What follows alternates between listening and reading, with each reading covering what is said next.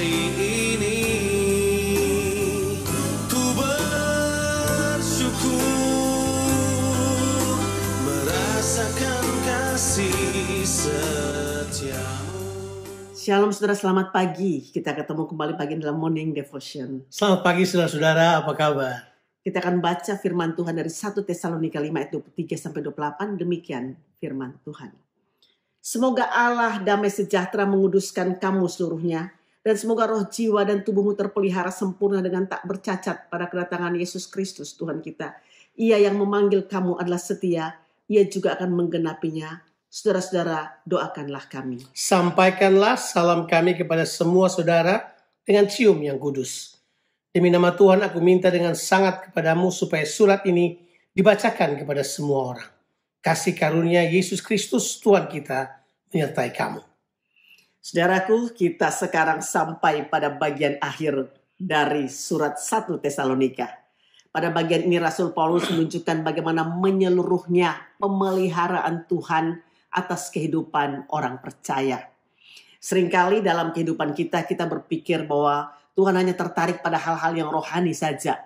Padahal saudara, sebenarnya Tuhan juga tertarik pada hal-hal yang bersifat holistik, yaitu rohani, jasmani, juga jiwani dalam kehidupan kita. Artinya Tuhan memperhatikan kita sampai pada hal-hal yang kecil. Paulus perlu untuk mengatakan hal ini kepada jemaat yang ada di Tesalonika, karena mereka adalah jemaat yang baru berdiri dan sedang menghadapi penganiayaan. Paulus berdoa supaya Allah damai sejahtera menguduskan semua jemaat yang ada di Tesalonika. Dan saya percaya juga untuk saudara dan saya, kita yang mengikuti Morning Devotion ini, yaitu supaya roh kita, jiwa, dan tubuh kita terpelihara sempurna dan tidak bercacat pada kedatangan Tuhan kita Yesus Kristus. Pada ayat 23 secara khusus, Paulus memberitahukan kepada kita tentang sesuatu yang berhubungan dengan kita sebagai manusia sebenarnya terdiri dari 3 unsur. Roh, jiwa, dan tubuh. Roh kita dihidupkan kembali waktu kita menerima Tuhan Yesus. Pada roh inilah di mana semua yang Tuhan ingin berikan kepada kita, Dia taruh sudah sejak sekarang ini. Pada saat kita menjadi percaya, semua warisan, semua berkat, semua kekayaan sorga, Dia sudah taruh pada roh ini. Dan kita perlu mengakses roh ini, saudara, supaya kita terus dapat menerima asupan-asupan rohani. Itulah sebabnya rohani kita perlu kuat, rohani kita perlu bertumbuh, manusia roh kita perlu bertumbuh. Tapi kemudian ada juga yang namanya jiwa. Di jiwa inilah kemudian kita mengerti terletak mental manusia. Ini perlu bertumbuh, saudara. Kalau roh kita telah diperbaharui, sudah menjadi baru, itu tidak akan jadi lebih baru lagi. Kita adalah ciptaan baru, yang lama sudah berlalu, sesungguhnya yang baru sudah datang. Itu berbicara tentang roh manusia. Tapi yang perlu berubah adalah jiwa kita. Di jiwa kita terdapat mentalitas kita, ada pikiran, ada perasaan, dan kehendak manusia. Di mana inilah sebenarnya yang perlu bertumbuh. Sementara kita menjadi manusia yang bermental kerajaan, kita perlu bertumbuh pada hal-hal tersebut.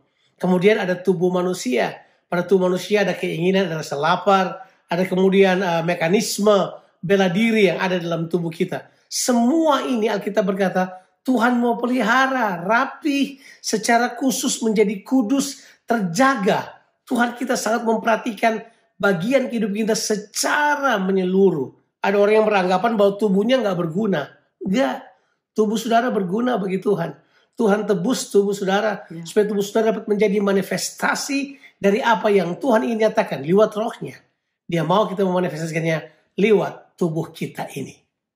Paulus mendasari dasar pemeliharaan Tuhan pada karakter kesetiaan Tuhan. Bahwa Tuhan yang memanggil kita itu setia. Dia juga yang akan menggenapinya. Di sini kita mengetahui kekuatan jemaat yang ada di Tesalonika, yang mereka dapat berdiri teguh melewati penderitaan, penganiayaan, dan masa-masa yang sulit, saudaraku. Saudara, bagaimanapun juga, kalau roh, jiwa, dan tubuh kita terpelihara baik, kita menjadi sehat secara rohani, secara jiwani, dan secara tubuh, kita akan bertumbuh ke arah Tuhan Yesus Kristus. Dan rupanya jemaat-jemaat yang ada di Tesalonika ini, mereka betul-betul menikmati pertumbuhan secara holistik ini. Kita perlu bertumbuh dalam semuanya.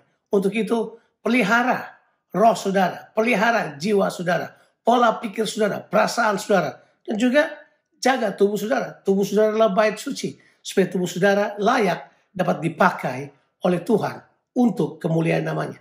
Tuhan mau menguduskan seluruhnya dan menjaga sampai akhir. Dia juga berkata di akhir suratnya, Paulus berkata ini, salam kepada semua orang. Surat ini perlu dibaca karena penting. Tapi dia juga berkata ini dia katakan, anugerah Tuhan Yesus turun ke atas kita sekalian. Saudara, kita telah mengakhiri surat 1 Tesalonika ini. Biar roh, jiwa, dan tubuh kita kuat dan sehat. Sehingga kita pakai kehidupan kita untuk melayani Raja kita yang kita kasih, yang kita cintai. Raja di atas segala raja. Itu Tuhan kita, Yesus Kristus. Tuhan Yesus memberkati saudara sekalian. Amin.